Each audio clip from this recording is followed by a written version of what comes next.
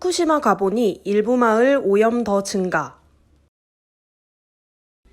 일본 후쿠시마 원전 사고 7주년 무렵 국제환경단체 그린피스가 현지 방사성 오염 실태를 조사한 결과 인근 마을의 오염도가 줄지 않았고 일부 지역은 방사성 준위가 전년보다 오히려 높아진 것으로 나타났습니다. 그린피스는 다음과 같이 촉구했습니다. 원전 인근의 방사성 오염은 이번 세기 말 혹은 22세기까지 지속될 정도로 심각합니다. 일본 정부는 피해 지역 주민을 성급하게 귀환시키는 정책을 중단해야 합니다. 그린피스 전문가팀 지속되고 있는 재난 확인. 그린피스가 2018년 3월 1일 전 세계에서 동시 발표한 후쿠시마를 돌아보며 7년간 지속되고 있는 재난 보고서에 따르면 그린피스의 방사선 방호 전문가팀은 2017년 9월과 10월 두 차례 후쿠시마현 나미에와 이타테 지역에서 집중조사를 벌였습니다. 조사 결과 두 지역의 방사성 오염 수준은 국제적으로 설정된 일반인 연간 피폭 한계치 1mS보다 최대 100배가량 높은 것으로 나타났습니다. 후쿠시마 원전에서 서북서 방향으로 20km 떨어진 나미에 지역 오보리 마을에서는 시간당 11.6 마이크로시버트의 방사선량이 측정됐는데 이는 연간 피폭량으로 101mS에 해당합니다. 피난 지시가 해제된 나미에 지역 학교 인근 숲에서도 연간 10mS 피폭량의 방사선이 측정됐습니다.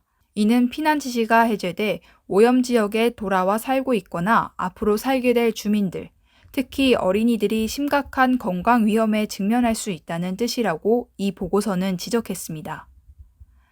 2018년 기준 주민 피난 지시가 해제된 이타테의 경우도 방사선 준위가 전반적으로 높았고 2016년에 비해 증가한 지점도 관찰됐습니다. 후쿠시마 원전에서 35km 떨어진 안자이 토루시 집 주변 4,688개 지점을 측정한 결과 전반적인 방사선 준위가 2016년 이후 크게 줄어들지 않았고 숲과 가까운 몇몇 지점에서는 수치가 이전보다 높아졌습니다. 그린피스는 오염도가 높은 주변 산비탈 산림 지역으로부터 방사성 핵종이 이동해 재오염이 발생하는 것으로 의심하고 있습니다. 장다울 그린피스 선임활동가는 이렇게 설명했습니다. 일본 정부는 민가와 도로에서 20m 반경까지만 제염 작업을 시행하고 있어요. 산림을 제염한다는 것은 산을 다 드러내야 한다는 것이니 불가능하다고 보는 것이죠. 그는 산과 숲을 지금처럼 방치할 경우 바람이 불거나 눈이나 비가 올 때마다 산림 지역이 방사성 물질을 방출하는 거대한 저장고의 역할을 하게 될 것이라고 경고했습니다.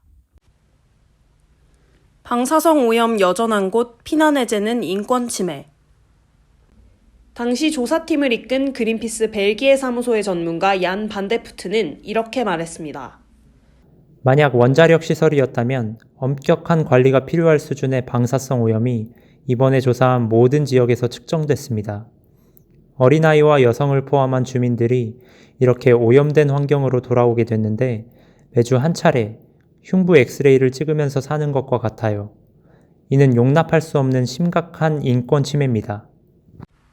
그린피스는 또 이 지역에서 앞으로도 제염 작업으로 많은 시간을 보내게 될 노동자들의 건강에 대해 심각한 우려를 표했습니다.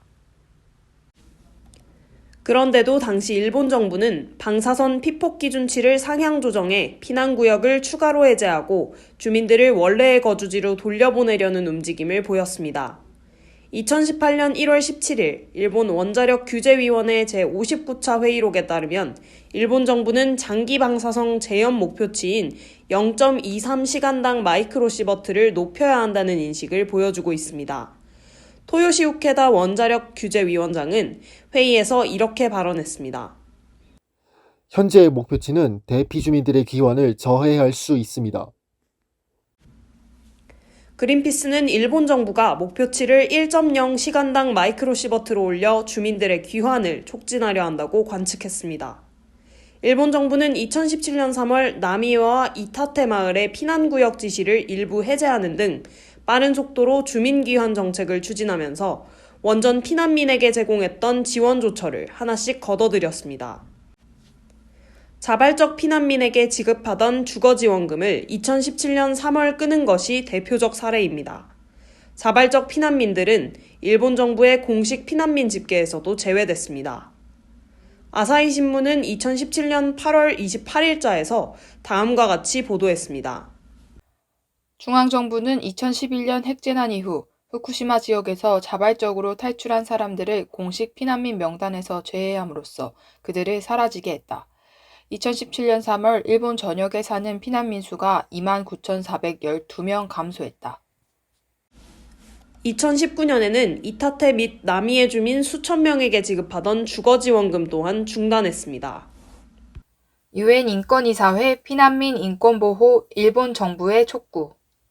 그린피스 일본 사무소의 스즈키 카즈의 에너지 캠페이너는 2018년 3월 1일 보도자료를 통해 일본 정부에 다음과 같이 촉구했습니다. 이번 조사 결과 사고 지역으로 돌아가는 피난민들의 건강과 안전에 중대한 위험이 있다는 게 증명됐습니다. 일본 정부는 피난민 강제 귀환을 즉각 멈추고 유엔 인권이사회의 권고안을 이행해야 합니다. 이에 앞서 유엔 인권이사회는 2017년 11월 일본에 대한 인권 상황 정기 검토에서 후쿠시마 후속 조처와 관련해 4개의 권고 사항을 제시했습니다. 독일과 오스트리아 등 유엔 인권이사회의 주요 회원국들은 일본 정부가 후쿠시마 피난민들의 인권을 존중할 것과 여성과 어린아이를 포함한 시민들의 방사선 피폭 위험을 줄일 것, 그리고 정부 지원을 받지 못하는 자발적 피난민들을 지원하기 위해 강력한 조처를 할 것 등을 촉구했습니다.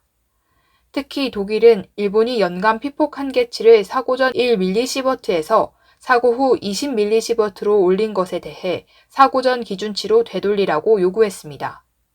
이 권고를 적용하면 일본 정부는 피난 지시 해제를 멈춰야 했습니다. 하지만 당시 일본 정부는 유엔 인권이사회의 권고를 무시하고 피난 해제 대상 지역을 넓히고 주민들의 귀향을 독려했습니다. 일본 정부가 주민 복귀 기준으로 삼는 20mS는 후쿠시마 원전 폭발 전에 스스로 유지하던 연간 일반인 피폭설량 1mS의 무려 20배입니다. 국제방사선 방호위원회의 일반인에 대한 연간 방사선량 한도는 1mS이며 20mS는 원자력 사고 수습 단계에서 허용하는 한계치로 원전 종사자에게나 해당되는 기준입니다. 2022년 8월 일본 정부는 후쿠시마현의 주민 대피령을 11년 5개월 만에 완전히 해제했습니다.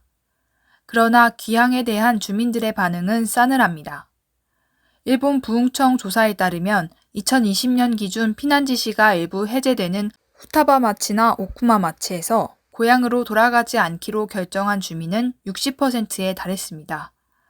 후쿠시마현 11개 마을 가운데 마지막으로 대피령이 해제된 후타바 마을의 경우 현재 5,500여 명이 거주민으로 등록돼 있지만 당국이 2022년 1월 시작한 거주자 귀환 프로그램에 참여한 인원은 85명 뿐인 것으로 집계됐습니다.